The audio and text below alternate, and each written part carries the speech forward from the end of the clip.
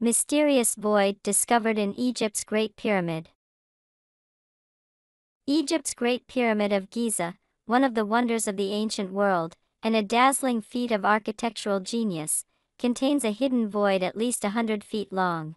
The space's dimensions resemble those of the pyramid's Grand Gallery, the 153-foot-long, 26-foot-tall corridor that leads to the burial chamber of Khufu, the pharaoh for whom the pyramid was built. However, it remains unclear what lies within the space, what purpose it served, or if it's one or multiple spaces. The void is the first large inner structure discovered within the 4,500-year-old pyramid since the 1800s, a find made possible by recent advances in high-energy particle physics. The results were published in the journal Nature. "This is definitely the discovery of the century," says archaeologist and Egyptologist Yukinori Kawai, a National Geographic emerging explorer. There have been many hypotheses about the pyramid, but no one even imagined that such a big void is located above the Grand Gallery. Seeing the invisible.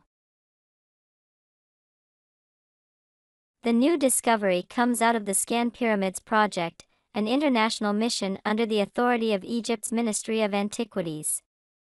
Launched in October 2015, the project aims to non-invasively peer into Egypt's largest pyramids using a battery of technologies. Previously, Scan Pyramids had announced the detection of some intriguing voids and anomalies, which didn't come necessarily as a surprise. Spence says that the pyramid's interiors are far more pockmarked and rubbly than people usually imagine. But the new void definitely came as a surprise, and arguably marks the biggest ever discovery yielded by muon radiography, an imaging technique first demonstrated in Giza's pyramids. "It's a striking discovery," says Chris Morris, a physicist at Los Alamos National Laboratory and expert on muon imaging techniques. "This makes another muon radiographer jealous. I'm jealous. These guys have discovered a remarkable thing." The technique, which has been used to peer through cathedral walls, Mayan pyramids, and even volcanoes, relies on the natural drizzle of subatomic particles called muons. These particles shower Earth all the time, flung off when cosmic rays, high-energy particles racing through our galaxy, collide with Earth's upper atmosphere. While we can't see muons with the naked eye, scientists can spot them with special films and detectors that trace their 3D paths. Since muons pass more easily through empty space than through solid materials, arranging multiple muon detectors in and around a structure lets scientists map the structure's solid and empty parts. What's so delightful is that muons are like Goldilocks. They lose enough energy to detect them but not so much that they just get absorbed in the target, says University of Texas at Austin particle physicist Roy Schwitters, who uses muons to study Belize's Mayan pyramids. They're really a fabulous treat from nature. In the Great Pyramid's case, a team led by Nagoya University physicist Kunihiro Morishima placed muon detectors inside the pyramids starting in December 2015, letting them collect data for months. Morishima's first results came in March 2016, and to researchers' surprise, they suggested that a region deep in the pyramid's interior let many more muons through than they had been expecting. These excess muons seem to trace a 100-foot-long cavity with a cross-section resembling the Grand Gallery. Two additional teams from KEK, a Japanese particle physics research group, and CEA, France's Atomic Energy Commission, worked from August 2016 to July 2017 to confirm Morishima's work. Each team used a different method for spotting muons. In each experiment, the researchers saw a signal for the void that achieved at least a 5 sigma level of statistical significance, which means that there's less than a 1 in a million chance that any one experiment was a fluke. This same level of evidence is required when discovering new subatomic particles like the Higgs boson. Big void, bigger questions.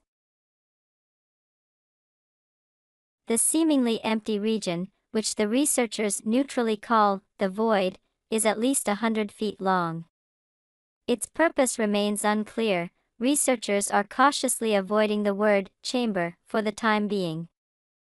We don't know for the moment if it's horizontal or inclined, or if it is made from one structure or several successive structures, said study co-author Mehdi Taoubi, president and co-founder of the Heritage Innovation Presentation Institute, in a press briefing. What we do know is that this void is there, that it is impressive, and that it was not expected by any kind of theory. Taoubi and his colleagues stress that they don't know what the void is, but already, Egyptologists have some initial ideas for what it might be. Spence, the Cambridge archaeologist, says that the void may be a leftover from the Great Pyramid's construction. She points out that massive blocks weighing tens of tons form the roof of the chambers above the king's chamber, the central room where Khufu was laid to rest. Since the void aligns with the Great Pyramid's upper chambers, which were put there to relieve pressure on the king's chamber below, Spence suggests that the void may have been an internal ramp used to move the massive roof blocks into place. As construction continued, she says, this ramp could have been left empty or loosely backfilled. It's the position of the void that to me makes this interpretation the most likely, says Spence. It's too well placed for getting blocks into place up there. Sulema Ikram, an Egyptologist at the American University in Cairo, says that the void's location directly above the Grand Gallery might imply its involvement in that corridor's construction. That said, she wryly suggests taking current interpretations with a grain of salt. I don't think it's ever too early to speculate, but you might be widely wrong, she says. Time will tell whether these or other ideas about the void's purpose pan out. Taoubi and other Scan Pyramids collaborators say that work is only beginning. And to those fantasizing about personally exploring the void, a word of caution. No known corridors connect to the space, and researchers and outside experts alike stress that there are no future plans to drill into the void.